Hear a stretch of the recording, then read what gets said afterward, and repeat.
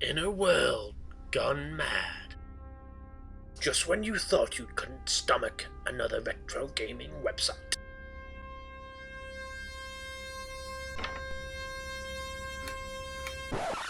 Holy sh! It's a wild Snorlax! Hi, and welcome to Whilst Snorlax Appears. I'm Andy, I'm Neil. and today is the top 10 games that have influenced us the most. Yes. So this is a list of whether it's influenced us whilst we were playing the game or going forwards with our choices of games or consoles, or for me, like companies who you buy consoles from. It's that list. Obviously, I believe it's in ranking order. I've tried to place mine in ranking order, but it's quite Yeah, difficult. I'm looking at I my list now just to make sure. you've done it in ranking order of the ones that influenced you more. I've done it in Yeah. a chronological order. Um, Oh God, so there's always one, isn't there? so my 10 will be the oldest game that So influenced, and then one will be the when like, Neil was a baby, he yep, played this game and it changed him for the future. tiny small Neil played this Tiny game. small Neil. Right. Okay. So Indeed. start it off then. Number 10. Okay. Why is my list gone down to 9? What game have I lost? How have I done this? 2 seconds. I need to. Oh God. And my first one is this game was a launch game Okay. for a new console I purchased. It was the only game I had for quite a while.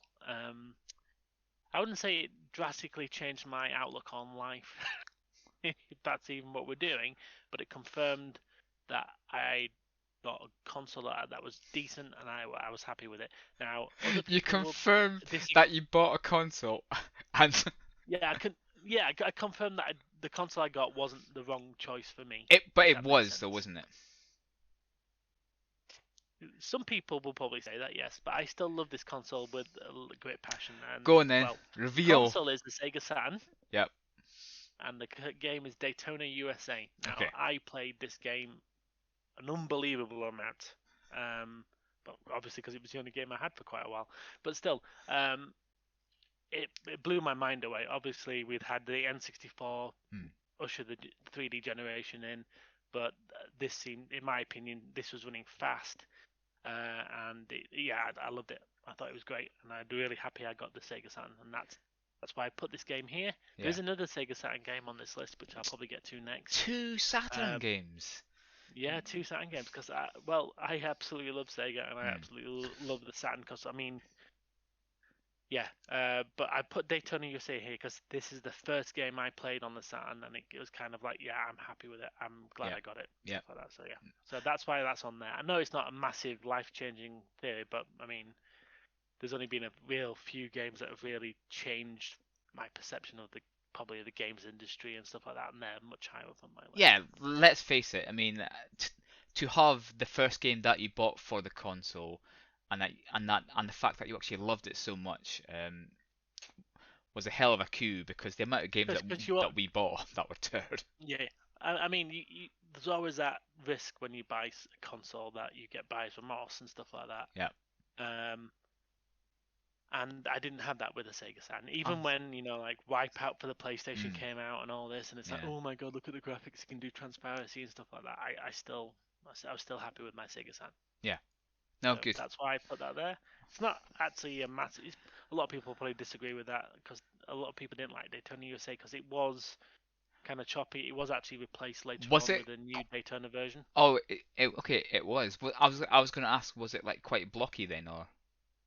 Oh, it wasn't too bad to be honest with you, because I mean, like, I was quite impressed with it for a home console compared to arcade. Obviously, you could Yeah. see the Yeah. background, like getting added in when you drove along. But I as a still kid, you see didn't that really care now. about that. I still Well, see yeah, the true. It's a fair level point. of Yeah. like detail, like switching on all of a Well, it sudden. wasn't. That's the thing. It wasn't a level of detail. It was like there's nothing, and Nothing, now innit? there's something. So yes. I see. But yeah, Okay. Yeah. I still have fond memories of playing that game. Me and my friend James, we used to just destroy that game.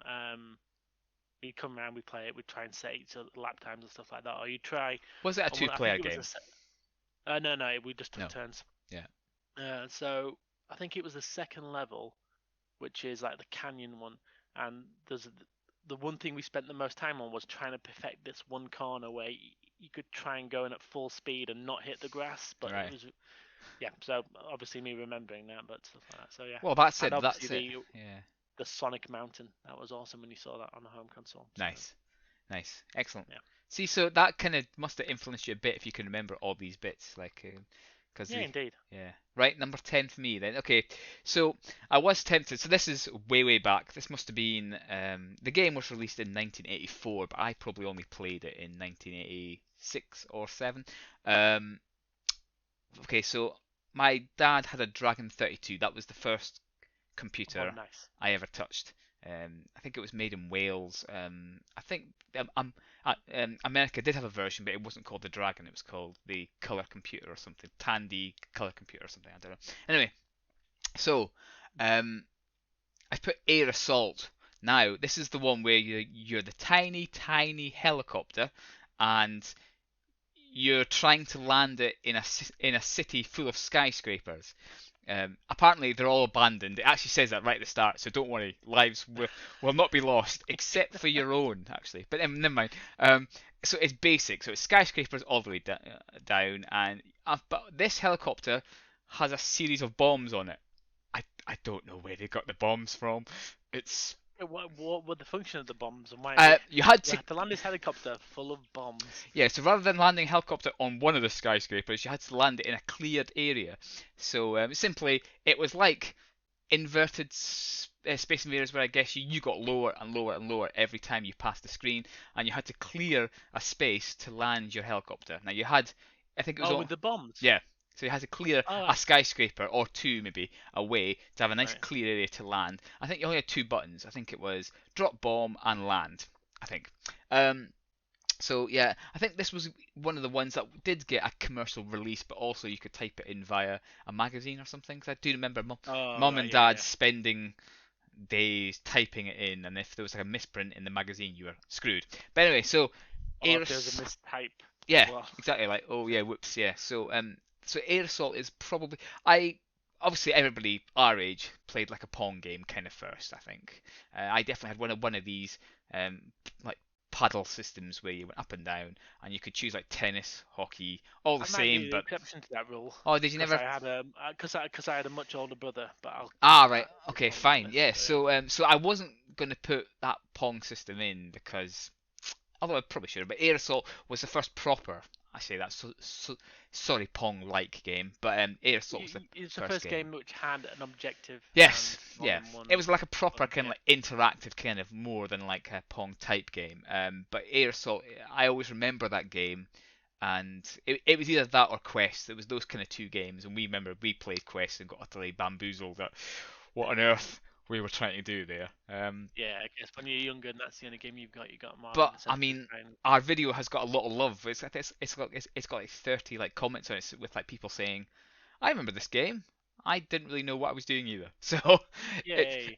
it's You kind of weren't in the satisfying. minority No, then. exactly. Yeah. But Air Assault for me, I think if it sticks in your head so much, it kind of got me into the whole video game kind of thing. So that has to be for me my first proper experience. So yeah, that's my number 10. So that was 6-year-old Neil, maybe 7, but yeah. So okay, Oh wow. yeah. Okay, cool. So okay, number 9 then for Okay, you. so my number 9 is another Sega Saturn game. And 8 will be a Sega Um, Saturn game. And okay, No. This is the only Sega Saturn game, the only other Sega Saturn game on this Yep. list. So basically, so I have a history where I kind of don't like playing RPG games at all.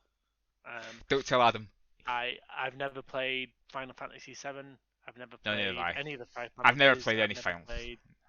I've never really seen the appeal of them personally. I might try the new Final Fantasy VII because it came free with PlayStation Plus. All right, yeah, nice, yeah, remake, yeah. And I guess the action's a bit more Not turn-based RPG.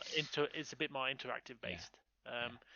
But number 9 on my list is Panzer Dragoon Saga on the Sega Saturn, and this is on this list because it is the only RPG that I played from start to finish and wanted more of it. So this game kind of influenced me while I was playing it, and I honestly don't understand why I loved it so much. Because I generally hate. I'm more into the beat 'em ups, Yep, shoot. car racing, Shooty action, shooties. shooty. Yeah. shooty. Shooty shooters, as I call them. Yeah. But yeah, but this game I absolutely adored. I played it. I used to go back and just fly through the levels again when I got Nice. to max level, and yeah, I love the story. I thought it was really interesting. Because this I was game hoping for a sequel. these Yeah. days, this game these days is worth hundreds of pounds. Yeah, I I've not sold mine. I don't know So why it's so rare. some Was people it? would hate me for not selling it, but still. Yeah. But I But mean, I guess it didn't sell well in the West, or maybe like Saturn didn't sell Well, well, hence it didn't sell well, well. no, Maybe. the Saturn did not sell well in the West. Yeah. In Japan, it was going for, I don't want to say years and years after it finished in the West, but it was still it's still being sold. It was the same as in the like Japan long Dreamcast after though. The we- like Dreamcast lasted years, and we Yeah, missed out on because some Sega good. is a Yeah. Sega Yeah. is a Japanese, but Sony's Japanese as well, isn't it? Yeah.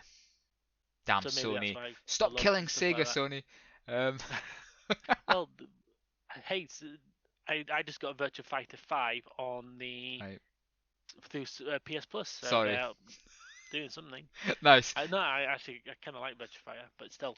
So yeah, Panzer Saga. I love the combat mechanics. I like it that you're on the dragon is your instrument to do these fights. The bosses were in Panzer style, absolutely mentally massive and Yeah. large and just insane. And yeah, I absolutely adore it. So yeah, Nice. that's why it's on the list, because it Excellent. is to date The the only only RPG that I you've have actually completed. completed. To be fair, Yes, and to be honest with you, the only have one I I've actually completed? given any time to. Yeah. Um, Yeah. So you never know. There might be another video coming up where I actually play another RPG and see if I can stomach it. But That should be like a let's play. Andy let's plays play an RPG. an RPG. Probably Just an Chrono RPG, Trigger or yeah, something. indeed. Yep. Okay. Right. Mind you, I guess you could would you classify World of Warcraft as an RPG? No, it's an MMO. Not in the same vein. No. It's not in the same vein, is it really? Yeah. Okay. So okay. So for me, I've moved on now. This game got released in '87. I might have played it around then, maybe a year later. 7 years old, nice. Yeah, 7 or 8, I would say. Now I went to a babysitter's, and because obviously we had the like Dragon. I might have had the Commodore 64. Maybe there was like a small crossover. So I went to the babysitter's house, and their kids had a computer. Now I'm trying to feverishly remember what kind of computer it was. I don't think it was a Spectrum. I clearly remember this game. I had to look it up what it was, but I clearly remember playing this game. So this must have influenced me if I can still remember it all these years later. Now I didn't play it for that many hours, but again I think it just advanced my want to play these games. So it was. I think they had an Amstrad CPC. I think because Okay. the graphics weren't Commodore looking. Well, I say that now with like rose tinted specs. Yeah, with hindsight. How many years later? Yeah. But it was basically you were a wizard. You had to go around a map. You had to pick up flowers and other objects, combine them, make a spell, and defeat your. I think it was your evil brother wizard. And the game is Feud. Now, like I said, Feud has quite a big cult following. I think everybody. If you had a Spectrum, especially, I think you loved it. It was one of these games that was a bit more advanced. It wasn't just you click a button to blow up some stuff and done and land. This was you had to go around quite a complex wee map and combine items together. So again, it took the computer game to the next little level for me. It wasn't like you were in a maze or you had to, just had to land a thing. This was something proper. So for me, it still sticks in my head. I can still remember playing, even though obviously I didn't realize what I was playing at the time and on what computer I was playing it on. I just knew as like an 8-year-old Neil that this made me want to play more of them. So when I did eventually get my Commodore 64, it would lead up to some good things. So yeah, Feud, Indeed. fantastic game. I might still get you to give it a quick go if you can like stomach it. Emulator. Yeah. Yeah, I'll give it a go. But I'll give anything a go, Neil. yeah, Except an RPG. an RPG. So yes, so Feud is my number 9 purely because it advanced my knowledge to the next level. So okay, so number 8 then, please.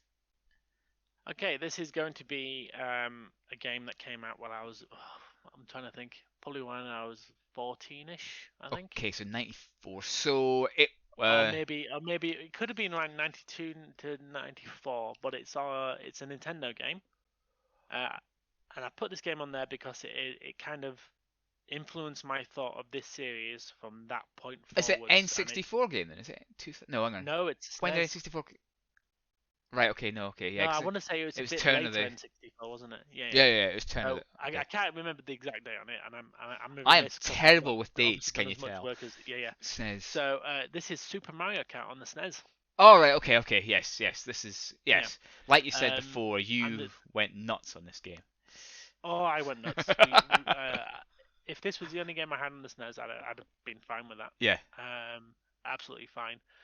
Um, It was time the trials. reason this It game's was. on there Yeah. is this has influenced my opinion of every single game in the series after it. Yeah. And it's only just been equaled by, in my opinion, Mario Kart 7 Right. on the Switch. 8. Is that 8? 8 Deluxe. I thought it was 7 Deluxe. No, I think Was it's it 8 Deluxe? I think it's 8 Deluxe. Let's. Okay, 8 Deluxe. Well, you Let's beat me there then, Neil. So No, I think you're right. yeah. I think it's 8 Deluxe. Yeah, I think. Yeah, 8. Well, you said 8, not me, so you're Oh, right. So I'm anyway, moving on. absolutely sure. You're always right, Neil. You're always right. Not. So yeah, Yeah. I played this. Just, I wish the SNES had like logs of how much time you played it Yeah. because I'd love to have known. But I still this was, think I still think it looks great even today. It does. I think it even Yeah. does. I think it's amazing. Yeah. Even though it only takes up like half of the screen and you've got the map down That's below. right. Yeah, yeah. But the multiplayer on this, me and Yeah. my friends spent years on. It would basically be the game we played all night or something like that, Yeah. and that would be it. We wouldn't bother putting anything else in. I mean, whilst But I yeah, think it's a shame it didn't have 4 players, you think about the like TV sizes it at the wouldn't time. have been able to do it. I mean, imagine. we played. Remember when we played N60 GoldenEye for Oh, yeah. college? Well, I hate it And anyway. But... yeah, well, yeah. But yeah. So this game, I think it's as close to a perfect racing game as in the style of the karting, obviously, because Yeah. there's Forza and all that nonsense. Realistic, yeah, yeah. Nonsense. Sorry, I said nonsense.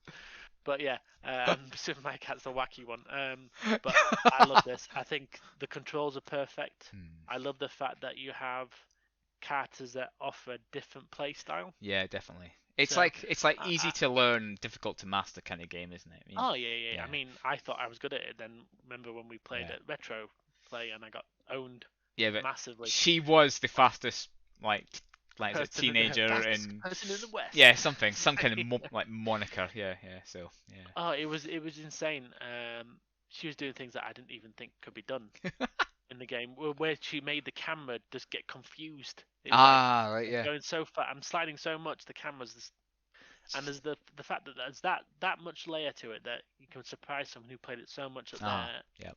when they were younger, and they come and look at it and it's like, holy crap, I don't even know what you're doing. Yeah. But yeah, I love that the characters offered something else. So you've got obviously Toad and Koopa, who were the entry characters. They were my favourite because they were much easier to handle and stuff Yeah, like that. middle ground. Mario weren't and they? Luigi, who were a bit more of an all-rounder. Then you had like Peach and Yoshi, who were a bit more slidey, who didn't have as much grip on the floor. Then Yep. you obviously had like Bowser and Donkey Yep. Kong, who were much slower acceleration, but once they got up to speed, they were the fastest ones on the actual. In thing, fact, and they're they had probably weight one of the behind like them as better well. characters, aren't they? Yeah, a lot of that's people who say. Yeah. that's who that lady who I was Right. playing against was. She played as Donkey Kong, I believe. Yeah.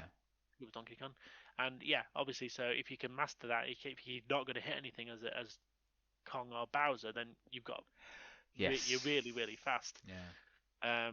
But yeah, it's just having that, knowing that there's that level of perfection at it as well. I think it's a great game, and it's one I sometimes, because I got it on the Switch Online, Right. the SNES Yep. thing. Yeah. Sometimes I'll just go back and just have a, because there's one of my tracks is a favorite. I think it's the Ghost Valley one where you can do the skip with the, but you can actually do the skip Oh, with a the jump. feather. I'm pretty sure you can, but Yeah. I normally use the feather. But Yeah.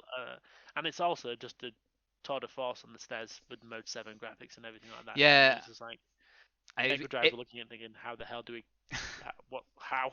Yeah. So it's just amazing. No, it's exactly. It's for its time and place. Even now, I think like I said, it still looks great, and it's still quite fast as well.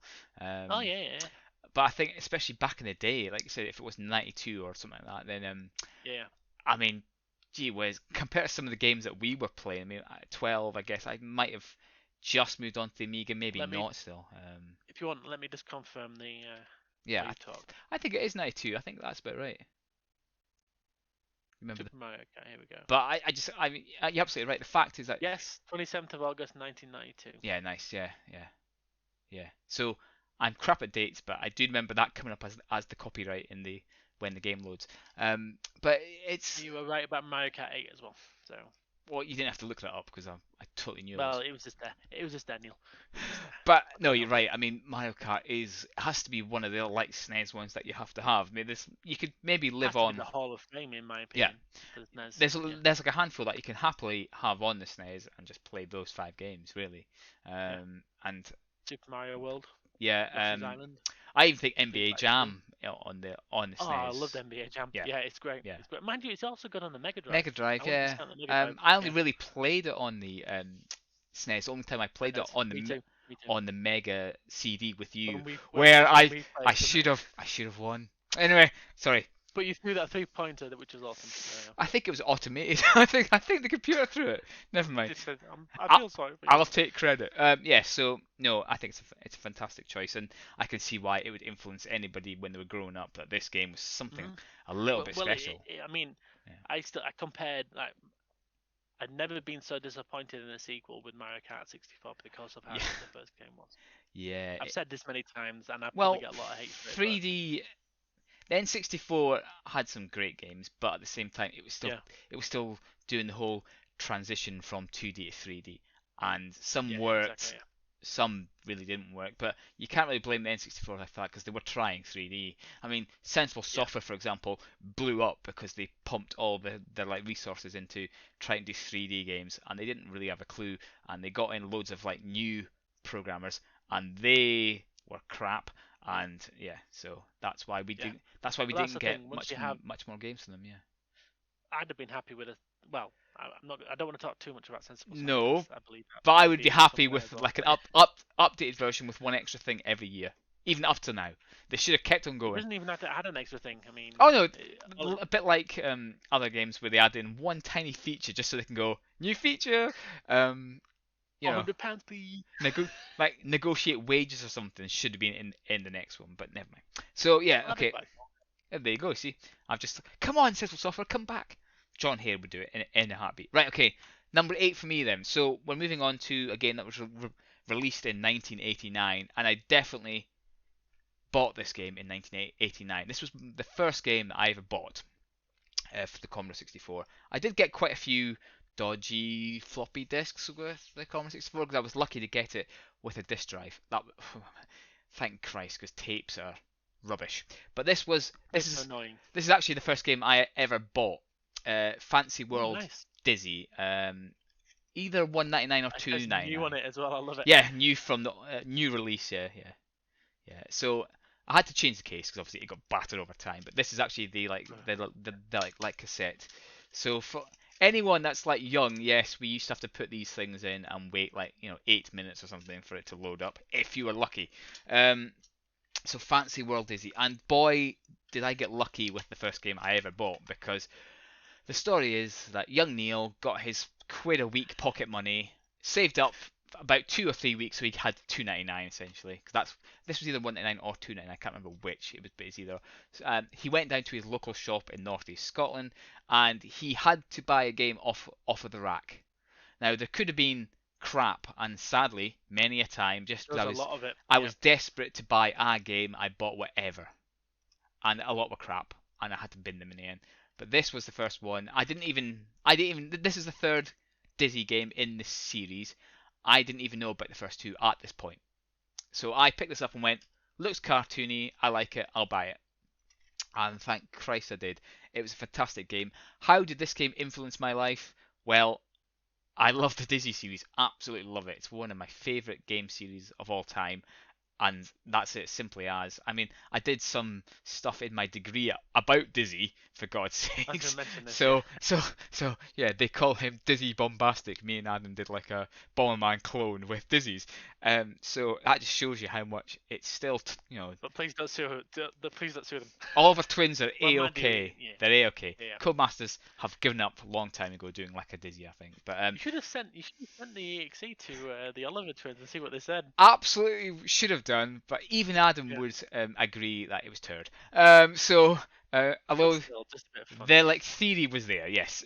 So it very much influenced me, and it was one of the best games on the like Commodore 64. And I'm glad that I can say that it was the first game that I ever bought. So yep, so that is my number 8. Do you still have the program? Yeah. Yeah. Dizzy Bombastic. I'd like did a We video only a should couple re- of months ago, right. but so I send it in. You should reach out to the Oliver brothers. Please tell me you'll reach out to them. We should try it. Hello, hello, Mr. Oliver. Mr. Oliver. I'm Neil. God, I'm from Scotland. I am the best programmer ever. It's full of if statements because Adam was like, "Fuck it, I'll just do if statements. If." But yeah, Bomb. I'll send him like a screenshot and say, "Do you think my Dizzy, Yeah, definitely. my like okay, I'll like do a quick video if they ever reply on like Twitter. Please do. Please do. All right, fine. I'll do a quick video of it. I'll That do like would be amazing. amend That them. would be amazing. Yeah. Okay, so Yeah. all right, okay, deal. All right, on to your number 7 then. 7. Okay. 7. You're probably gonna shout at me because this might be on your list, but Yes. I'm gonna put Lemmings Uh, on the Amiga.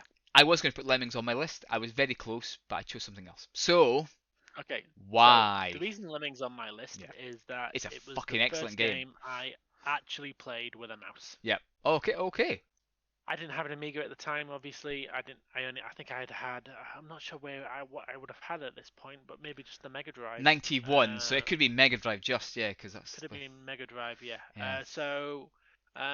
I was around at a friend's. They got an Amiga. We were playing around with Deluxe Paint and stuff like that. Right. It was awesome. And then it was like, we've got this game. They said that we've got this game, but we don't really understand how it works, or anything like that. And we were all Nobody. country bumpkins at this point. We Nobody didn't did, though. I didn't have it. I didn't have any friends who were into like Amiga gaming or anything like that. Yeah. So they loaded up Lemmings. We started playing the game, and we're like, they said we don't know what to do. And I'm like, and I was trying to work out. I'm like, God, I don't understand what's going on. But And it that's was the just like, beauty of it. Yeah, that was the beauty of it. I'm so we'd never jealous really of understood anybody everything. that like doesn't know Lemmings and has to go into it. Oh yeah. That's just. But this was coming from a point of I'd never really played on a computer that had a mouse. Yeah. I mean, at the time, I think I'd have just started secondary school, so maybe we had some RM basic machines, but obviously we're not playing games on those. No. We're not doing anything like that. Again, So just I think imagine. the only game I played at school was on the I think it was racing game on the basic. Actually, computer. Actually, that's probably two of the games that I probably should have put in my influences because I played 2 games at my high school on a BBC Micro, and BBC Micro, they were Prince of Persia and Elite. Sorry, not Elite, Exile. So those 2 were hidden in the computer. We found them, and still to this day, Exile confuses me. But anyway, carry on. Yeah, that's another game I want. Yeah. So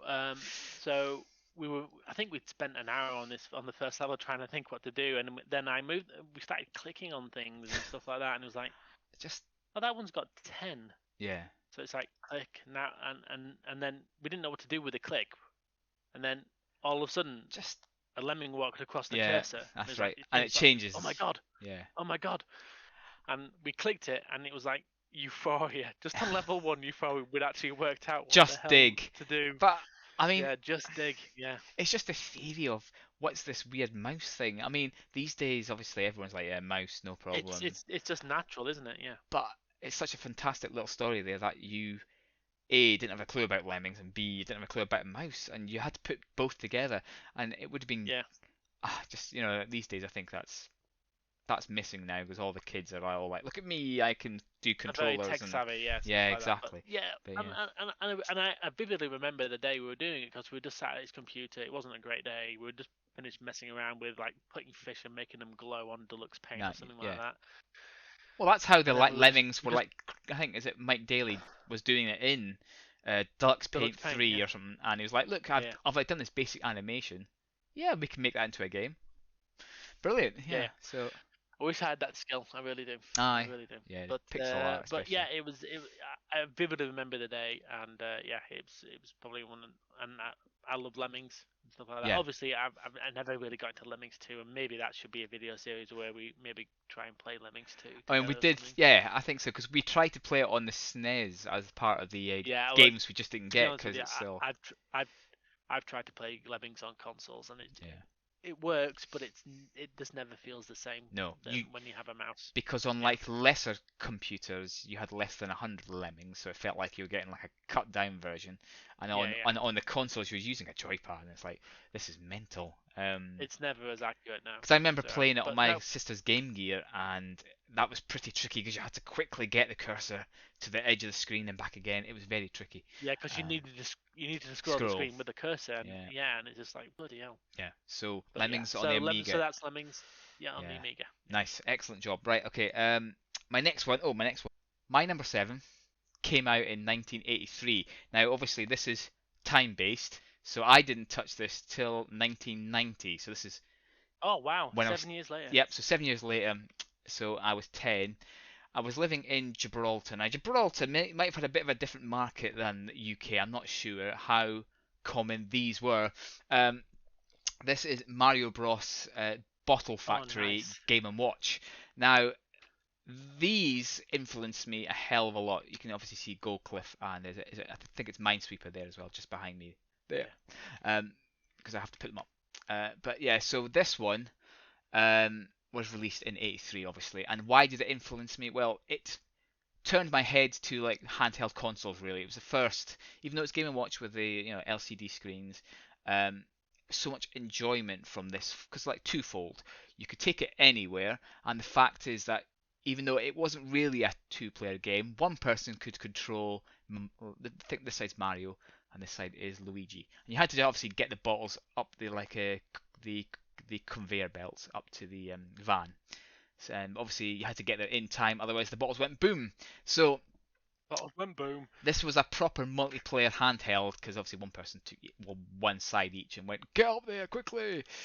So for me, I only got about 5 or 6 of these Game and Watches, and they were only about maybe 10, 15 quid. These days obviously they go for 70, 80, I think, depending. Oh on wow, Jesus. depending on which one you like try and go for. But yeah, so this one for me was one that I did spend a hell of a lot of time on, and you could take it anywhere and you could have a bloody good fun. And obviously it led me to want to buy a Game Boy, which I got the next year. But obviously these Game and Watches, nice. my mum and dad thought I would be appeased with these, and to be fair, it worked for a year. But then when you saw obviously games like Super Mario Land and The all Game that, Boy. Yeah, exactly. Yeah. then so I was going to put Super Mario Another one, isn't Land it? on because that was the first game I really completed fully. But I put this one on instead because this one was the catalyst of the like start of the handheld kind of like era. Plus a bit of multiplayer action as well. So it was like 2 in 1 for me. indeed. Yeah. So yeah. That's awesome. I didn't really realize there were multiplayer as well. Well, multiplayer. this is meant to be one hand and one hand, Yeah. But obviously you But could. you could let someone else play Mario. Yeah, if you wanted could. You to, could say, yeah. come in and be that like other side. So yeah, so that was Mario Bros. Bottle Factory for the Game and Watch. So yeah, Factory. Nice. Well done. hard to believe that was 7 years old when I picked it up because Yeah. I just didn't realize how old they were. But yeah, there we go. So I remember some of the old LCD games I had. Like there was this Batman one, which was awesome. I love playing that. yeah, because there was yeah. loads that weren't obviously Nintendo, weren't there? Like No, loads of other Yeah. stuff. There was loads of LCD games out Yeah. there because it was. You could see where all the animations could be because Yep. of where you could move on the screen already. and you're like, how do I get there? Because some of them were a bit like only like bonus sections or something, and you were like, Yeah. how do I light this one up? Yeah, so that was quite good as well. Okay, number Indeed, 6 then for you, number 6. Okay, so Neil's probably going to be annoyed at this because this might appear on his list. Uh-oh. This is going to be Sensible Soccer on the Amiga. Well, what I'll Yeah. do is I'll jump in as well. Because Okay, well I'm really sorry about this. No, it's fine because this is ruined 1990. Oh, Ruined it, Neil. I put Sensible World of Soccer, but you're right. Essentially, they go hand in hand, Well, and I played I'm putting 1.1. Sensible Soccer on mine because I never really got into World of Soccer like you did. You love World of Soccer and you Yeah, beat the crap out of me at it to my absolute rage. and I'm still not Um, very good, but yeah. yeah, but I'm gonna put Sensible Soccer on mine, which was like the first iteration I of the think that game. was about 92, I think, because I remember playing Sensible Soccer version 1.1, which I guess was the one that got released. I've obviously put the first World of Soccer down as 94 when I was 14, but you're right, as 12-year-old or a 14-year-old, we both played Yeah. Sensible Soccer. So yeah, I put that So as you can talk about World of Soccer as well if you like it. yeah, because I put that as number 5 on my list, which is so I'll just like Oh, so we're not I'll we're not that far apart no, then, really, are that's fine. No, because we? Okay, cool. obviously I've got one that influenced me earlier. Again, it's like a chronological thing for me. So yeah, Okay, so okay, go for it then. Yeah, Sensible Soccer, in my opinion, the reason this game influenced me is that I do not think there is well, I'm not going to use the word a football game that I have enjoyed since playing Sensible Soccer. yeah, I agreed. don't think that one exists. Nope. Sensible Soccer is not a realistic looking game or anything like that. It's extremely arcadey, It's extremely arcadey. which would piss me off normally, but yeah, exactly. Yeah, me too. But it's perfect in my opinion. I don't think you can touch it. Yeah. The way you can bend the ball, the way you can do stuff like that. The only just thing about fantastic. Sensible Soccer was the goalkeepers were naff, and that's what World of Soccer improved on. Fixed. Yeah, exactly. definitely. So I love Sensible Soccer because it made me feel like a god when I beat people like 7-0 or something random like that. Yeah. But the thing about it was your goalkeeper was just as shit as their goalkeeper Yes, anyway. no, So they just it could be 6-5 for like in like a 3-minute game, which is what made it fantastic. Yeah, it just took the like AI. It just took the like one player action down a little bit because of the goalkeepers were naff. Yeah. But yeah, I absolutely adore Sensible Soccer. I think it's probably a game that feels and plays perfectly. Yeah, you could. I don't think you need to update the graphics because they are nice in pixel art, and pixel art's big these days. Yeah, it's massive. Yeah, and definitely. the like algorithms that they use to like close you down or to like swerve the ball and all that, they were fantastic. They felt great, especially on like an actual joystick. I tried to play. I think we both tried to play it on the Xbox 360 version with the pad. And I actually got used to the pad version. It was it was like a half decent version, but still, the Amiga, or even if you had the joystick on the PC version, it was just as good. But yeah, I mean, obviously, this obviously the like best one was Sensible World Soccer 96, 97. That was the one that they improved the passing and stuff. Yeah. I will admit that there was a lot more to it because I mean, when I played Sensible World Soccer against Neil, I didn't know you could bend passes. Yeah, which is I think that was only 96, 97. I think even 95, 96 you couldn't do it as well anyway. I don't think. Oh, okay. Right. So they only brought it in the last version. Yeah, but I was never a huge fan of like I was never great at football as a kid. No. I was never really super into football as a kid or an adult. Neil will tell you this. He hates it about me. He wish I was more into football than I am. But I just need somebody to play FM with me. But this is the problem, I think. Sensible Soccer, it isn't a problem. It appeals to everybody that even hates football. And for a game to do that, for a game to do that, to actually dragging people that hate football into a football game, I mean, you shouldn't. It shouldn't be possible. But the fact is, it does it. And yeah, how did it influence our lives? Well, for me, it helped me do rubbish at school. High school was a bit of a washout for me because of Sensible World of Soccer. Yeah. Because of Sensible World of Soccer. I would say. I mean, there was plenty of other Amiga games that I loved, but this game, I do think it didn't help me. My concentration was all over the place. I didn't really give a crap, and obviously huge regrets now. But Sensible World of Soccer, hindsight's 20/20. World of Soccer, I played so much, and it did ruin my school life. So for me, a bad influence and a good influence because it's a fantastic game, but also a bad influence as well. So that's why it's on my list. Yeah. This I love Sensible Soccer for the fact that obviously it's a great football game, and they keep saying soccer, and that's going to annoy me. Well, they called it Sensible Soccer. So. Yeah, they did. Yeah. But yeah, everything just felt right about it. It moved so it was like fluid as well. It was Yeah, so yeah. well optimized and it ran really well on the hardware. Because we played And Football I love Glory, the which was like a yeah complete yeah rip-off of it, and it was yeah. stagnant. You could It was bend the terrible. ball 90 degrees. It was slow. Yeah. But yeah, Sensible Soccer Yeah. was, like you said, was so fast. I like some of the hidden Easter eggs as well, where you could play if you played like the German and English teams from the World Cup final, it put it in black and white and stuff like that, and Yeah, things like that. I love yeah, those little tips and tricks. yeah. But yeah, I think it's great, and as I said, I compare every single football game to this game, and Which none is of them probably have. balmy, And but at the same time, it's probably balmy, but yeah, I don't enjoy any of them as much as I enjoy Sensible Soccer yeah, at yeah, all. yeah, Any of them. I yeah. don't think I've found enough. I mean, I don't think I've ever played a football game since Sensible Soccer for more than 10 minutes. Yeah.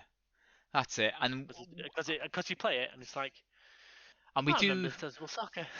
we do want to give the like new FIFA a go because you can be a pro, so a single Where you play player as one on the individual. team, Yeah, but everybody on the same team, which I think yeah. should Which have would be happened. amazing if you could get- Should have yeah. happened decades ago, frankly. But I mean, it might be why it'd been didn't I? amazing to see that kind of feature in Sensible Soccer. I mean, imagine that. It's Would that depressing work? how. Yes, of course it would. It would be absolutely hilarious.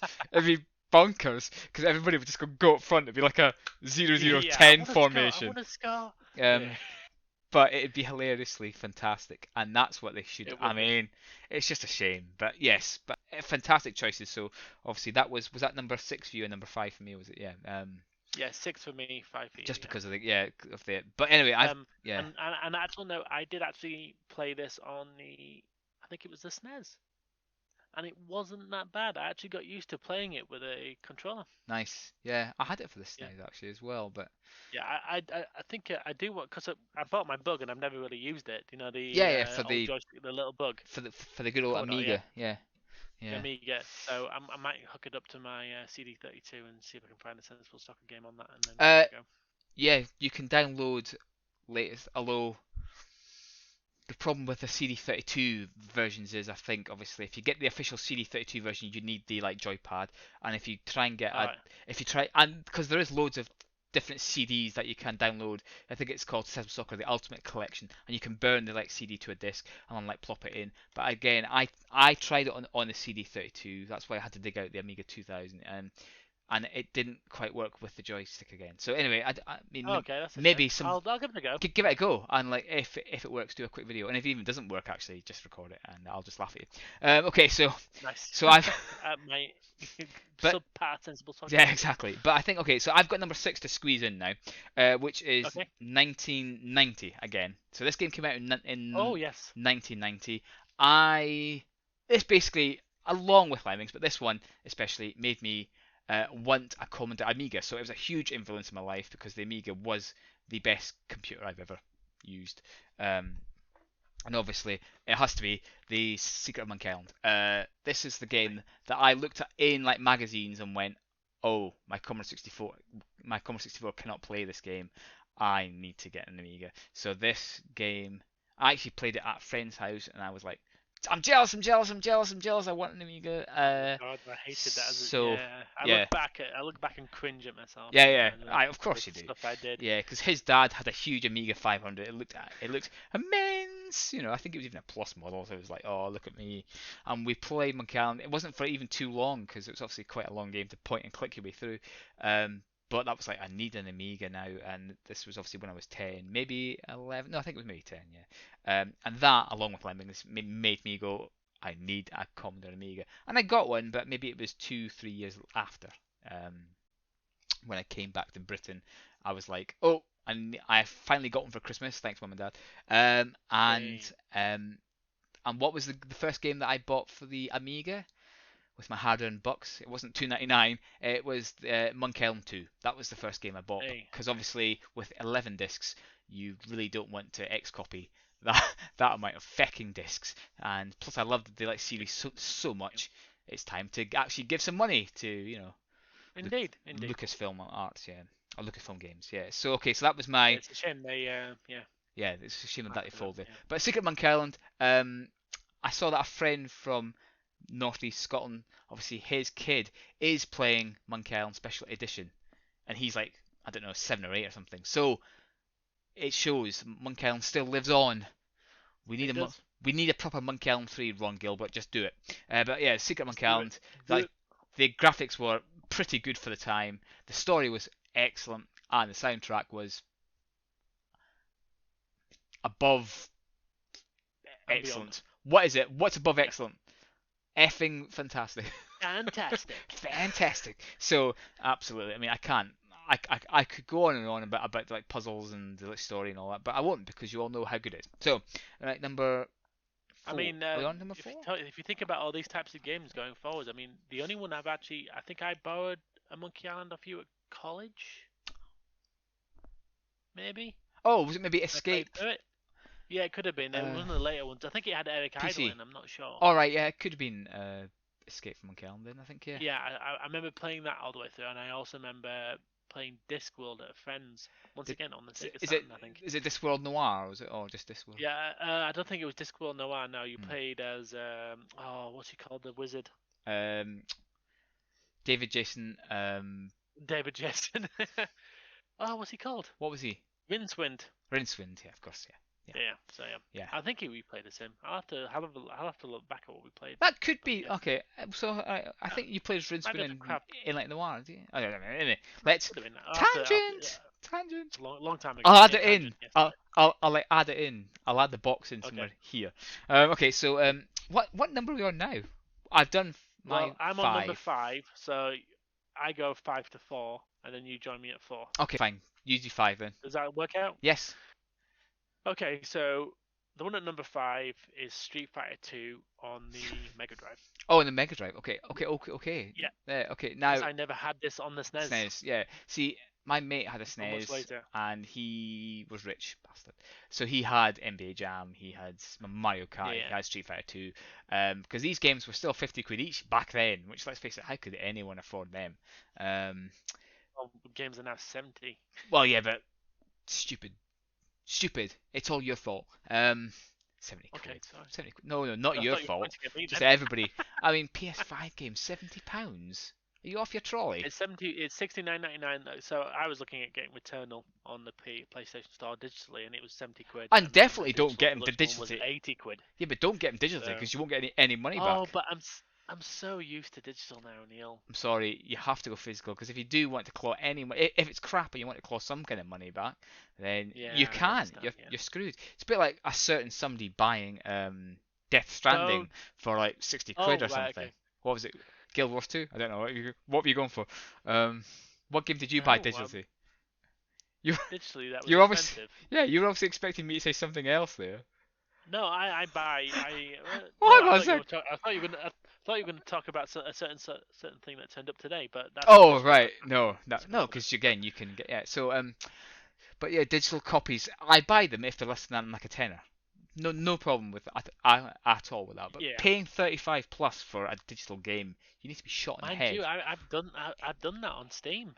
Then you're mental. If you think about Steam, that's what you do. The only game that I've bought digitally is obviously the game I'm going to mention a bit later, and Disco Elysium, because you can't get a physical copy. But if you could have got, I would have got the digital. The physical version. But anyway. Okay. Anyway, cool. Right. So don't buy digital games. Street Fighter 2. Rant over. Yeah, rant over. Let's change the environment, Neil. Street Fighter 2. I only played it on the SNES, but I can see how if you had a 6-button pad. Yeah. At this point, I didn't have a SNES. I only had a Mega Drive. Mm-hmm. And I was like, I had Streets of Rage 2, obviously, and I was like, but I really want Street Fighter 2. Everyone's raging about Street Fighter 2. And then it was like announced on the PC Engine and stuff like that, and I was looking at the PC Engine, and I'm like, I really want it on the Mega Drive. I really want it on the Mega Drive. Yeah. And then they announced it on the Mega Drive, and I bought every magazine that had like any information about it. I'm like, look at the animation frames. Look how Blanca looks. Look how Ryu looks. And I'm like, oh my god, it's going to be amazing. And it's like, now on a 32 meg cartridge. And it's God, it's a 32 meg cartridge. I don't know what it means, but it's impressive. It just means it's heavier. 24 meg. It's one of the two. But it was just like, oh my god, I love it so much. Yeah. And it came out, and it was the enhanced edition which had turbo. I think it was. I don't think it was hyper fighting, but it could have been Street Fighter Turbo. Turbo, I'll yeah. have to look back and have a look at that. But I played the crap out of it, and it's kind of influenced my love of fighting games from that point forwards. I mean, I was looking so forward to Street Fighter 2 that I purchased. I think I might even play this on the Amiga beforehand, but obviously the Amiga version of Street Fighter 2 isn't that good. No. But when you play, if you look at the Amiga version of Street Fighter 2 compared to the Mega Drive version, it's just night and day. And could it have been? Sorry, could it have been the special champion edition, or did that come It could later? have been, yes. That sounds 24 right, meg. 24 meg. 24 meg cartridge, Yeah. The box art was awesome. It was Ryu on the front with looking like Patrick this, and looking like this, and Blue M behind him. Bison Yeah, was right like a behind him. Yeah. And just like that. I absolutely adored the game. It Yeah. was amazing. I think even with a 3-button pad, I tried to get a 6-button pad, but it was so rare and it was really expensive, and I couldn't really ask my parents for it. But it was a case of I still loved it even with just the punches. And it's driven my love of fighting games. Yes, that's it. That's a Going big forwards, influence 'cause- for you because you love. Oh yeah, because the beat 'em ups. I've more or less played, probably played nearly every fighting game apart from maybe the Guilty Gear franchise and some of the other more obscure ones. But yeah, Street Fighter 2 is the reason I love fighting games.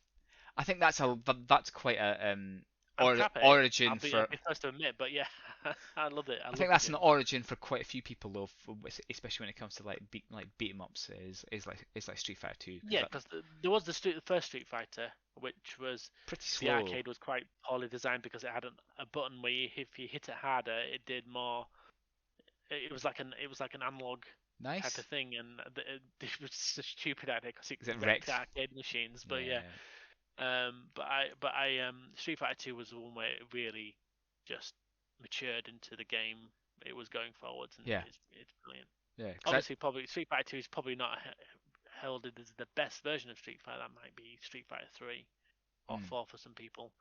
But yeah, it's where it all started for me. Street Fighter 2 on the was Mega Street Drive. Fighter 3 on the Dreamcast? Street Fighter 3 was on the Dreamcast, yes, because we had Street Fighter Alpha Yeah. on the Sega Saturn, and I loved those games as well. Street Fighter Alpha, Street Fighter Alpha 2. We never got Street Fighter Alpha 3 on the Mega Saturn, but that came out on the Dreamcast because I remember paying £50 on an eBay auction to get that. I'd never pay 50 quid for a game. And then Street Fighter 3 as well on the Dreamcast. Yeah. Nice. Yeah, because I think there was 2 versions on that one. Was it I the don't know Alpha, what it not the was. Alpha? Or... No, not on Street Fighter 3. It was to do with because the first Street Fighter game, the only characters you had from the initial Street Fighter 2 were Ryu and Ken, Right. Okay. because they changed the roster quite significantly. And then I think it was Second Strike that came out, Right. if I'm remembering rightly, and that added a few more familiar faces like Chun-Li, Akuma, and stuff like that. I think Akuma might have been in the first one as well. I actually do have it on the Switch because I bought the collection, the 30th anniversary. collection. Yeah. Nice. Because it was nice to finally have a really decent Street Fighter game on a handheld as well. So Nice. yeah. Okay, so then my number 4 is Sonic the Hedgehog on the Master System. Okay. Yeah. So Yeah. As a child, I didn't really have much control over what consoles whatever we got because it was my brother who was 10 years older than me who was buying stuff and I was just playing them. So he bought the Master System. The onboard game was Alex the Kid in Miracle World. But I'm talking about Sonic the Hedgehog, which I got later, which blew my head away. Yeah. And it's what made me want a Mega Drive so I could play the Sonic the Hedgehog on the Mega Drive. I remember Master System version. On... Yeah, well, sorry, I loved the Master it. System It's really version good. wasn't bad. Yeah. No, it looked good. And one of the, when I was remembering back about like Sonic the Hedgehog on the Mega Drive, I'm like, I'm sure there was a jungle level on this. And it's like, oh no, I'm remembering the Master System version because of the jungle level where you had to go up the waterfall and stuff like that. And I spent ages on that one. And it's a game I actually want to go back and play again just to see how much nostalgia there is. So I'll probably, buy a Master System and buy the Sonic the Hedgehog. I don't think they're that expensive, Master Systems. So, no, I probably won't be doing that. I'll probably just get an emulator and doing it that way. Let's be honest. To be fair, yeah. Yeah. I did have a Master System at one point, and I got it with like Road Rush. So hey, there we go. On the Master System. Wow, Yeah. I never played that. I only played it on the Mega Drive. Yeah, I only played it on the Amiga, but And I didn't. Yeah. But yeah, Although- so Sonic the Hedgehog, it was just this is probably the reason I stuck with Sega for so Sega. long. So that's a huge Yeah, influence. Yeah, it's like a Sega. because Yeah, all the way. Master System was like the first proper console I think I had. Yep. Then it obviously Game Gear, Mega Drive, Saturn, and then Dreamcast. I kind of followed it all the way through from that point onwards. Nice. I didn't get the 32X or the Mega CD. They were just way too expensive for what they were. Yeah. Um, Still are. but yeah, aren't oh yeah, still very Yeah. much so. But yeah, I absolutely Sonic the Hedgehog just drives my love for platform games. they? Yes. And another game on my list will also do that, but to a more dimensional sense. But yeah, Sonic the Hedgehog is kind of where I cemented my love for Sega, and that's Yeah. why I stuck with them for so long. It's so. an iconic game. I mean, obviously, I played It it. is. I played it more on the Game Gear, which was a utterly Well, fantastic version as well. I'll tell you how I played it on the Game no, Gear no, was with a Master System you're- converter. yeah. So, and I just played the Master System version on the actual Game Gear. I think that's pretty cool, and Yeah. I think that most people would say Sonic the Hedgehog on the Mega Drive, but for us, like you said, you didn't have a control of when you got a Mega Drive. You got Master System instead, and the Master System had some great little games on it actually. It does, yeah. Although Alex the Kid. I feel that that's That was quite a awesome as rare console compared to everything else.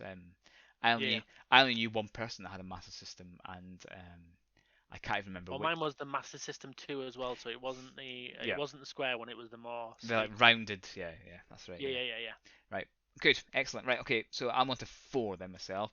And this game came out in '96. We played it in '97.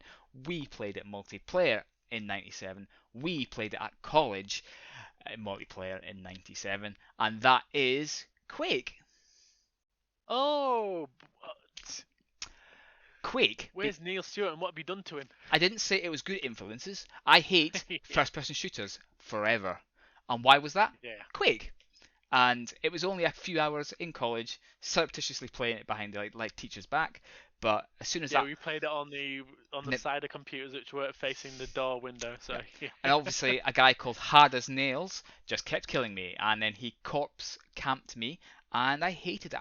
I hated it. I was shooting people constantly, hitting them, not killing anybody. They hit me once, killed me. Now maybe that was headshot, maybe they had a bigger weapon. At the time I was furious though. So I was like 17 at the time, and it made me not want to play a first-person shooter to this day. And Did you kick the table over this? I think that was Or was that either someone else? Bomberman or Rock and Roll Racing. It was something else we Oh, played. okay. But Oh right, yeah, but- because you kicked the table. I remember that. yeah, just with frustration that I think I blocked myself in with Bomberman, which is what I did. I still do to this day as well. But yeah, Quake, I don't care how good a game technically it is. It probably is quite a good game technically. Yeah. I just hate everything around first-person shooters, and it stemmed from that point on. So it's a bad influence, but that's why it's Yeah, because we were on my list. installing the demo version on all the machines, weren't we? The Yeah. the Shareware shareware version. version. It wasn't the demo version. It was the share. My God, do you remember shareware? Shareware, exactly. Jesus, It's like Christ. demo these days. But that's why Quake's on Yeah. my list, because I fecking hate it, and I fecking hate Unreal, Battlefield, fecking any other fecking first-person shooter. Pugba even, although at least you can kind of stealthy around a little bit, so it kind of takes the edge off of Yeah, Swedish people Pub- shooting me. But yeah, PUBG's okay, but it's the fact that you spend half an hour and then 40 you lose. minutes till I die. Yeah, Yeah. exactly. But like I said, it doesn't always have to be always a positive influence. It can be a negative one as well. And That's a fair point. I think Quake for me had to be on my list because it did put me off playing an FPS until this day, until I die. Just Yeah, I because mean, either I'm not very you good, have to- or you have to practice, or stuff like that. But everybody else seemed to be having a whale of a time, like strafe jumping, and again, strafe jumping. Feck off. It's Sorry. just a clever It's a use clever use game of mechanics, yes, but also it's But I mean, you got to admire Quake for what it was. yes. Oh no, it was hugely there's a really successful. good there's a really good Digital Foundry video about it actually, and it looks at all the console stuff and stuff like that, and all the differences between the consoles. So Yeah, it's quite nice. interesting. You should give it Yeah. a look. Yeah, But it's so just, I can burn it. Yeah. Thinking thumbs down it. I don't like Quake. I don't because like Quake. I got shot. I got shot by a cocked up guy this called twat. Hard as Nails. Hard as nails. I love that you remember his name. Yeah. Well, it came Um, up many times, so I can hardly forget it. But yeah, I remember doing that. I remember doing emulation at college as well with like rock and roll Rock racing. and Racing with, and Bomberman was the other kind of. wrestling, Bomberman. Yeah, and, yeah. Yeah, it was good. God, It was good we did times. we really abused those computers at college, didn't we? Jesus, that was insane. But yeah. So anyway, okay, number 3. Yeah, goddamn Quake. Okay, so this for me is probably my first memory of computer game playing. It's at number 3. I can't remember how old I was, but I was very, very young. So and like, this is Pac-Man on the Atari. oh 2600. right, but that version wasn't good. Now I'm not saying it has to be good for you to be on the list because you. It was good. It was good for my memory. Yeah. So my earliest memory of playing games is actually playing this with my entire family. Nice. So Yeah, that's good. when you could do multiplayer, where you could do once you died, someone else took the map and they did their version of it and stuff like Yeah. that. And I remember just playing it and watching my family just have fun. Yeah. My brother, my sister, my mum and dad. The beauty of this kind of Just time watching us, period yeah. is that your whole family could take part because it wasn't Yeah, because overcomplicated. it was simple. Yeah, you And just knew what to do. it- I mean, Imagine my parents playing like Pugby Now or oh god, yeah. God of War. I mean, but Pac-Man, Space Invaders. I mean, if I look at me, if I forget playing a game for a few minutes, I'm like, I'll just see what the controls are again. Breath of the Wild. Oh god, Breath of the Wild. I need to sit down and just complete And that. don't I? redo Mind it. you, that's an RPG, isn't it? Would you consider that an RPG? Open world story. Nah. You don't level up, Maybe not an so RPG. no, I don't think. Well, you kind of get more hearts and you get more stamina wheels. Yeah, no, I wouldn't call it a role play. No, maybe an action. No, Yeah, action I game. mean, I wouldn't call it But, RPG, but other people might have fun. yeah, fun with it. So I've got lots of other stories about the Atari. I'm playing with my brother, like boxing, where he used to beat the pulp out of me, and then he used to mimic In real what they life. did in real life because he's a mentalist. But also, I mean, one of the most vivid memories I have is just all of us crowded around playing Yeah. Pac-Man. My sister screaming because she's in a corner and the ghosts are coming for her, and my brother having to take over. And Nice. yeah, I just love those days. I miss them. Yeah, I know, totally, and that's it. When games were simple and kinda everybody miss was the around. Naivety, if that makes sense. Yeah, no, that's great. About it, yeah. Just like one of your, I think you're like number 1 choice. We'll talk Number later. one, yeah. I miss the naivety that we all had. Yes, me too. That was for I've me. got- That was the Yeah. That was the prime moment for me. But just for another story about the Atari 2600, Yeah, go on. when we went to your best man zoo at the arcade place, In Leeds. and I played yeah. Moon Assault, All right, nice, yes.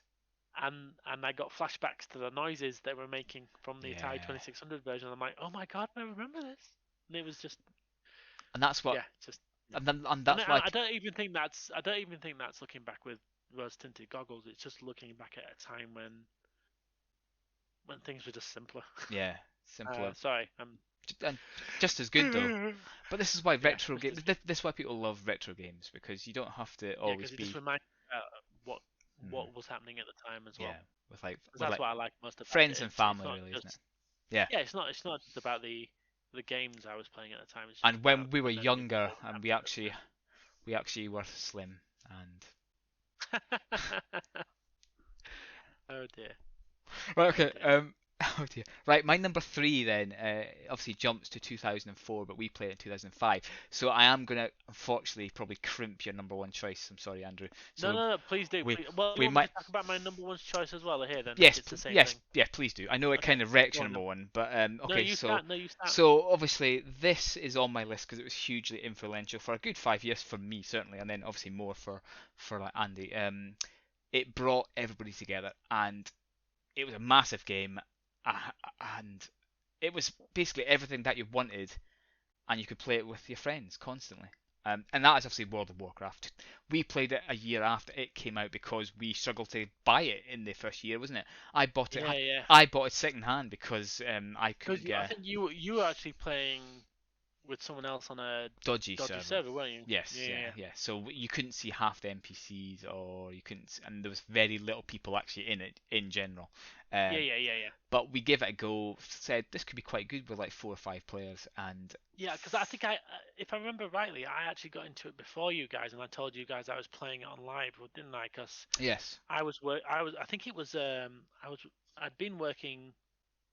This was after university came out. It was yes, 2005, wasn't it? We got it. yeah. So this was after 2 university, years but after. I'd been working during my university time. I actually at my work placement, I got friendly with a couple of guys who were into computing games and stuff there, and one of them recommended me getting this, and they used to have to bring me the patches on CD because my internet didn't last long enough. It only had a 2-hour gap before it disconnected because Yeah. it was dial-up, and I 56k. couldn't get the patches in time. Yeah. So they used to bring me the patches on CD because I couldn't install them otherwise. That's a great It's little insane, story. isn't it? And obviously Yeah. we have told the story before with your 56k modem in the country that you had to stay in Thunderbluff, which is one of the like more I rural couldn't- towns yeah. because Orgrimmar, which is the main one for the baddies. As soon as I got to Orgrimmar, my computer, the lag just went through the roof. Yeah. I couldn't cope. So And I think I was ostracized to Thunderbluff. that's a But I was a Tauren as well. yeah. So, That was a fantastic Yeah. wee story there that you couldn't go to the main place. I think that is like a cute little story again that also yeah, I mean, also also my touches first us. raid, Yeah. they started pulling a boss, and so many things were happening to my PC that I didn't see that boss or the next boss and then that's when the point my PC unlagged out and I was at 26,000 like ping. Yeah. I'm like, I think I'm gonna have to borrow this. My PC's not well, and I had to format my PC to get it to work and Yeah. stuff like that. So, But I but mean, it was insane. so obviously this is I put this as like number 3 because I've got 2 newer games that I've played Mhm. since it influenced me, Well, that's good. and you've got it at like number 1 where because it's Yeah, well, you can't I'm spend still playing the game. you can't spend that long in it without it No. affecting your life, which is yeah. I think I looked back to when I actually started playing this game, so it will actually be 16 years as of now. Yes. Because it was March 2005 when I started playing. Yep. So, what do I think of World of Warcraft? That's a difficult question. I love, once again, the highlight of this game for me is the naivety of when you first start playing. Yeah, absolutely. Like we said, yeah. We had 2 hunters, we had 1 rogue, and we had a shaman, and we didn't understand how things worked. We needed 5 players for a dungeon, really. We needed a tank, but we didn't bother, so Neil tanked and healed, while the hunters and the rogue did all At the the other same stuff. time. And if one of the hunters, like myself or Matt, had thought, like, Yeah. maybe we should have gone as a tank, like a warrior or something. But I think we Or- set up our characters roughly at the same time, and then we met in, and then I Yeah. think that's when you said I'm a hunter. No, or like Matt says I'm a hunter, and then you said and then there was a big gap, I think, and then it was I'm a hunter too. Yeah. So we're like screw Well, I was it. recommended a hunter by my friend because he's played a lot more MMORPGs than I have, Yeah. and he said hunters are quite good. It's quite an easy class to get used to and stuff like that, and that might be the best way you can actually play it. So Yeah. so I did that, and maybe chose the wrong thing, but I have a lot of fun memories of No, but us that late was nights but in that's what 4-man made it. dungeons. Yeah, exactly. Yeah, But- exactly. We were in exactly. one of them called I think it was like Lower Blackrock. No, it was Oh, lower, no, oh, it was Lower BFD. Blackrock Spy. Was it actually Oh, no? BFD. I think it was. Was it Black We Farm did, Depths? well, we did, Anyway, where we got lost. we got lost. And then there was also Black Rock Caverns, remember that? Uh, The one where there was that last boss who dropped the totem for shamans. yes, that's what I was trying to get Yes. later on. I think that was BFD. I think that was Black Rock Depth, yeah. Black Farm Depths. No, you're right. Black Rock Black Depths. Fathom BRD. Depth is the one that was in Yeah, Ashen in the Vale. beach. Yeah. Yeah. I think Yeah. I think it was BRD and Black Rock Depths. So that's one that we Yeah. because we didn't we We spent an inordinate amount of time in that place, if Get- I'm honest. getting lost. Yeah, it was sick. Yeah, The last guy and then- that dropped the like totem when they introduced it, which is like a little add-on to your character that you can. Yeah, because we never buff your- really went into the other room, did we? Because we got No. to the end and killed like the what wizard. we thought or- was the last boss. Yeah. But then it was like, oh, there's like a big open area where you get loads of like trash, and then you can go kill the giant, Yeah. and he drops the It, totem for you. it, So it was a bit cool, the like Lyceum bit where you had to go around Lyceum, yeah, that in was like a it, little yeah. posse, and if you Yeah, and kill like packs all Yeah. around the room and avoiding the patrols. so But yeah, I mean, I vividly remember our time when we did Lower Blackrock Spire. There's a Yeah. foreman with you tanking as a shaman and healing as a shaman, and me, the Woo! rogues like sapping, and the hunters like freezing things, and it was just a bit insane. It's And crazy. We did it so those well. were the best times. And then obviously we branched out into raiding, and that's kind of when our little group kind of Well, because kind of fell apart. I couldn't get back in time for the like Eastern, sorry, the like European start times, and Yeah, I couldn't give 6 hours really to no, to do like what was it, Molten a Core. raid, Yeah, Molten Core, yeah. I only did It's understandable. that one. Onyxia, Onyxia I loved because I used to try and one man it as a as a heal as a yeah. as a pally, Oh didn't no, I? Or was you used to, but before, yeah, it was after Classic, that wasn't it? But yeah, first person yeah, in our little group anyway. That's because I was like a cheating pally. indeed. But yeah, I just love the naivety of it, of like me, like I said, wearing the wrong type of like armor, not having a good weapon, like 'cause I was just wandering around. Um, it was finding the like quest givers or the like that loots, the like end Yeah. loot people without all these add-ons. Because these days it's add-ons galore. Well, there's not even add-ons anymore. The Oh, in-game, it's built like, in. Yeah, it's and that's built in. It sad shows you where like because the quest people are and stuff like that. if it said go to Southeast Barrens, which is quite a big area, you had to find the guy, and that was what made it for us because we were wandering around going, Yeah. he's not here. Where the hell is He this guy? Yeah, he ended up being in the northeast, and for some reason I don't know why the quest said southwest of him, but yeah, it was stuff like that, and we just had a blast. It was something new. yeah, indeed. It was indeed. it And like it was looked a way great. all four of us could be together. Yeah, And yeah. it's kind of how I met Adam, if I'm honest. That's right. Yeah. And well, Adam, Liam, Widup. Yeah. It's all those guys. all these close knitted guys, all from this one game, and really nothing else has like come close. So to say that, Yeah, well, me and Liam are still playing, aren't we? So yeah, to say that I have like a love-hate relationship with WoW is probably quite true. yeah. I loved the first few years, and if I didn't put it on this list, I'd be a bit of a hypocrite. So that's why it's on. Okay, Right, so can I say a little bit more about it? you can say one more sentence. Oh crap. Okay, here we go. So in my thing, where I was influenced my life because it's a game I played for nearly 16 years. For 16 years. As Neil said, it brought the four of us together. I met some awesome people through it. However, obviously, it takes up your life. Maybe if I hadn't played it, maybe things would be different in my life. Well, let's be honest, they would be different in my life. It's like a sliding doors thing, isn't it? I mean, it's yeah. It takes up a lot of my time. It stops me from playing other games. I should be better at it by the time I put it in, but I have met some awesome people, even outside of our group. The people I met after. I mean, I think it was in Cataclysm that everyone kind of really stopped playing. It was just me on my own in the guild, and I applied to a guild. I'm like, if this doesn't work, I've looked at all the other guilds I'm going to apply for. These seem like the calmest people up from us. And if they hadn't accepted me, I'd made the decision to actually stop playing the game. But unfortunately, they accepted me, and here we are so many years later. yeah, I mean, But, obviously sometimes I do wish that you had just chucked in the towel and experienced other things, but I mean, you still enjoy the game, so you can. It's just a shame it takes up so much time, I think. Yes, I know. Yeah.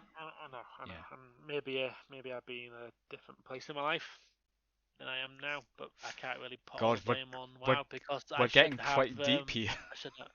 I should have more wherewithal, really, shouldn't I? So yeah. It's just, I mean, it's you do what you do to to keep happy and to fill the emptiness. well, I mean, it is tough. I mean, which came first, like chicken or the egg? Is it So, fair enough. Okay. Indeed. Let's move on. Bit, it's all right. I mean, again, it's a good and bad influence. I'd be remiss if I didn't say there had been negatives to it. Yeah, so. That's fair. Cool. Okay, so my number 2, I alluded to this earlier on when I spoke about Sonic the Hedgehog. It is a platformer, and it's in multi-dimensions, and this is Mario 64. You're Now, sick. I put You're this here. sick. Sorry, go on, carry on. No, I it's a put this great. in here Everyone, because- it's a great game. Just leave me alone. Oh no, I'll admit there's massive problems with it. No, There really don't are. do The that camera's because people get garbage. angry. No, it's Yeah, but the fact is, this game, when I first saw it at my mate's house, on It his blew your mind. N64, it blew my mind. Yeah. My tiny little mind, Yeah. which is still tiny. because we're used. Um, Obviously, even back then, we were used to still 2D sprites going 2D. on. Yeah. So I vividly remember the bit. There's a couple of bits that really blew me away. It's just the initial thing is where you zone into the first world, and it's just all around you, and it's amazing. Yep. And there's not like a path you have to go through, a set path. You just Yep. go, I'm gonna go there. Yeah, I'll exactly. just go there. No. Obviously, the world is limited, Yeah. and that's what makes Mario 64 games work. But it was just like the fact that I'm gonna go up that mountain. Oh, there's a guy on top of that mountain. That's the guy I have to get. And then the next world I went into was where you go underwater, and there's the boat, and then there's the massive eel, and the eel comes out, and it was just like, what is this game? It was just unbelievable, and it blew my mind, and it's kind of, I mean, I think I played more or less nearly all the 3D Mario games after that. So obviously played Sunshine, which I really enjoyed. Never completed it, which is something I hope to rectify. And obviously there's the Galaxies. Yep. Which I've only played part of one, but I've got both of them now. And obviously one of my favorite games of all time, which is Super Mario Odyssey. Yeah.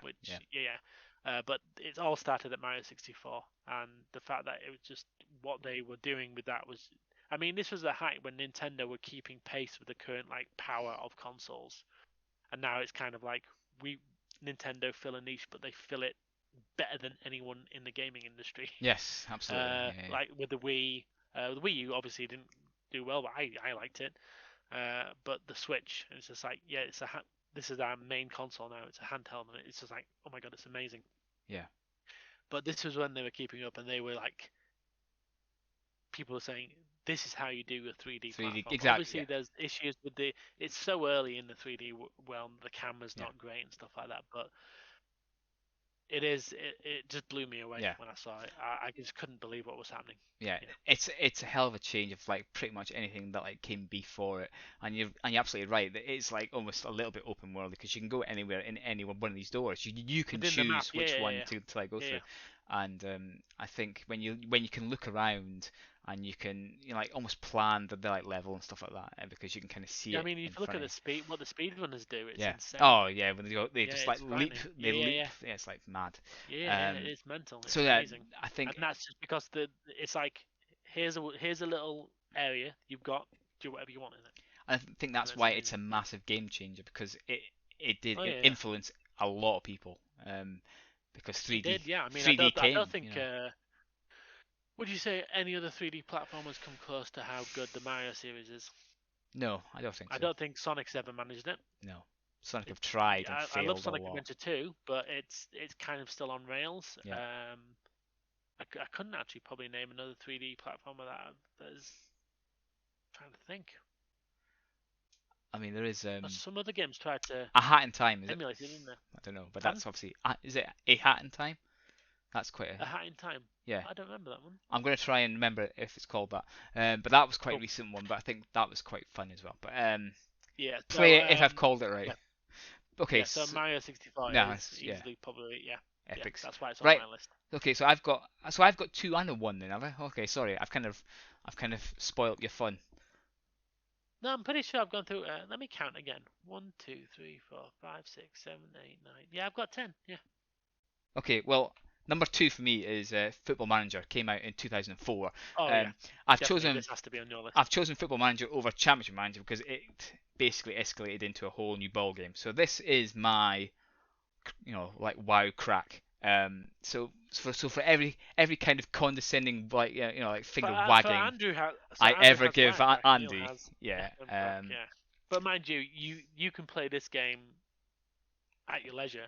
You don't have to spend hours on it. You could just I'll do 10 minutes. Oh, I still did. Obviously, you do 9 hours here, 9 hours there, but still. Yeah. But yeah. The fact is that obviously for me, the best time was when I had 3 people playing a multiplayer campaign for a 10-season campaign, and that must have taken us months, even stretched into a year easily. But this game for me brings in everything that I like. Obviously the stats, although let's face it, do you like stats in a game? Yeah, but Do you like stats? Do you I- like playing an Excel spreadsheet? I Then you'll c- I love Football Manager. I kind of do like stats in a way, but also obviously Yeah. football as well. But I think the whole point is Football Manager was such a big influence for me because especially when I played multiplayer, when if you bought a dud and everybody could see he's a dud, then it made it a little bit more special because you kind of knew that you'd wasted 50 million quid on All a I'm gonna say complete turd. is Mido. Yes, and that was your claim to fame, that you had one good season and then from then on it went turd. No, But I had one good season. I got fired still because I didn't win the league, kissing cup. got the cup, yeah. So I won the league, but I lost the cup to you. and my You got me fired, Neil. You got me fired. the like greatest times were like doing like a multiplayer with Andy or the other guys from work, because at least whatever decision you made, it kind of meant more because somebody else knew that you made it, kind of thing. Yeah. I kind of want to say they were plotting against you, but they weren't. They were just trying to. I was just trying to keep my head above water. I just think the Football Manager series like bettered the Championship Manager series because it brought in a proper 3D match engine. It started off with like little circles like floating around, which was a bit like better than just like text. But then when they actually brought in the actual 3D players, actually running around, it improved it massively. So that's why I've put that one in there, not the earlier ones, which obviously I played as well. I mean, I have racked up 700, 800 hours on each one of these Football Managers each year. So I can't really be like, "Ooh, you're playing WoW too much." When back in the day, I was like, I am on a database too much. But for me, I'm on those as well too much. It's bad. But yeah, it's just for me, it combined my love of like like turn-based play and also like football as well. So and then when you added in the extra element of the multiplayer, I mean, it's perfectly great to play it single player as well. But I think it was great if you bought somebody that somebody else was also trying to buy as well. That kind of like, I've nicked him off you. Because you told me once how good Willie Howie was, yes. I always bought him immediately whenever he started a new season, even though he turned out to be crap because I never trained my guys properly. Willie Howie from like Partick Thistle when we used to be in Scotland or England, in fact. And you bought him, and exactly. I bought him all the time. Yeah. It was like me buying like Freddie Adu when he turned out the fifth time. I'm like, I don't think this Willie Howie's always cracked up to me. He was in the earlier ones, yeah, because he was like Wonder Kids. So yes. Yeah. I remember a season we were playing, and I took a punt on this Wonder Kid. From Ajax. He was amazing. Yeah. I can't remember who he was, but he was absolutely amazing. He was like the league's top goal scorer. He's got 30-odd goals. I lost the cup to Neil, and then Rangers fired me immediately. So yeah, because who was I? Aberdeen or something again? No, was I trying to bring glory back? Because we used to do Celtic Rangers, didn't you? And then you started playing like one of the lesser teams, and yeah, because I thought I needed a wee handicap, didn't I? Because I mean, let's face it. You've been playing it for a long time. I am God's gift. My ultimate claim to fame in any Championship Manager or Football Manager game. That you relegating Arsenal. Yep. They deserved it. They deserved it. Tony Adams was happy. He was on a £50,000 contract a week at like 43 or something at the time we were playing it. I get one of my issues is I get attached to players. Yeah. My entire team. I don't want to let them go. Neil subscribes to the Alex Ferguson like school of management. It's like, you're making trouble, you're out. Yep. Or I'm going to sell all my players and get 16-year-olds and they'll do it for me. Yes. But eventually. Hey, remember what was that guy called? That commentator, the Scottish commentator. You can't win the league with kids. Alan Hansen, yeah. When he said that about Man United, and they had Phil Neville, Gary Neville, like Giggs, Beckham, yeah. So that's cool, right? Okay, right. So I've still got one left. I'm not sure how you've got this, but yeah. I'm gonna have to maybe figure out what I've done wrong. Anyway, maybe it's because I had Swass. I don't know. Fine. Yeah, maybe. Yeah. Okay, so my number one came out in 2016. Oh wow. I probably played it roughly about then, maybe a bit later. It's a game that's kept me sane over the last couple of years. There've been pretty hard, and it's a game that me and my wife can play anywhere now. Oh, nice. So it's a case of we can sit down and play I think this I know game. what this is. I wanna Do say it. you want to go for it? No, go for it. No, you go. I think it's a game that is you can play at whatever pace you want. You can do bugger all in a day. You can do everything. Thanks, Laura. Yeah, I did that. Stardew Valley. I think this game is a much improved Harvest Moon. Although I enjoyed Harvest Moon when it came out on to like SNES, Yeah. but then since then they've been turd. And I think is it Eric Barone guy single-handedly wrote it, did the graphics, and did the sound in 5 years. He's mental, but he's now Yeah. reaping the bucket loads of cash The in. benefits. Yeah, indeed. But well done to him, because he brought back my love of the like farming like sim, and it's with the added multiplayer that eventually came in, it made us just enjoy a game. And we could play it on a Switch outside for example, with all the like chaos going on with pandemics and babies and house being shared for like for like so long. It helped us get through it, and I think if a game can help you get through some tough times, then it should be on on a most influenced list. Yeah, I agree completely. Yeah, I mean, so Yeah, and the fact that you get to experience it with your wife as well is yeah, even better. So, yeah, I think exactly, like you say, the multiplayer aspect of any game just adds a little bit extra, doesn't it? And I think it makes any game bearable, Yeah. even a bad one. even a bad one, like you played, was it Crackdown 3, and you thought it was okay because you played it multiplayer. It was okay, but Yeah. it was even better in multiplayer. Yeah, Yeah. and the fact of Alien Colony Marines, where Yeah, I it was completed it. it with was my funny. friend. It was alright because it was funny Yeah. with two people. Yeah, It you wasn't laugh at good. the same crap stuff. But so, I mean, if you haven't tried Stardew Valley, and you love Harvest Moon back in the day, obviously I think most people have now. That's why a lot of people well, have got. here's the question: Mhm. Do you think I would enjoy it? Yes, All right, okay. it's not like Well, on that glowing review, I'll give it a go. it's not action packed like a shoot 'em up, because I know that you are into your action games and shoot 'em ups. So Yeah. no, it's like a different pace of like walk of life, but at the same time, I mean, Adam loves it as well. I think he completely Yeah. tries to like conquer it, and there's so many. Adam's a unique individual in terms of the games he likes as well. Yes, So, yeah. yes, he likes space games. No, anyway, there's little Easter eggs all around Stardew. There's massive. You can either do the whole like mining operation, or you can do the farming, or you can do both, or you can do like story modes with like neighbors and stuff. There's lots and lots, and I mean, you plump in hours and hours and hours into it, and I think for under a tenner or whatever now, it's fantastic value, and it's a fantastic game that Yeah. got me through a lot of rubbish. So that's my latest one. So there was a jump of maybe like Cool. 12 years or whatever. but yeah, That's good. so that's my most recent influence. So we've been a while. We'll call it there. Indeed. If you've watched No, all it of was good. this, I enjoyed that list. yeah, Enjoyed that list. I think it was something a little bit different, because we have different lists again. Different lists. We had a couple of like rough matches. Yeah, where, and this is weird because it kind of obviously there's lots of different influences and stuff like that. But yeah. Yeah, it's, because I I mean, enjoyed doing it and looking we back. we could have put down Operation Flashpoint, like the Colin McRae Rally 2. That was definitely close to being on my as Rally well. Masters. Rally Masters is nowhere near mine because it was not as good.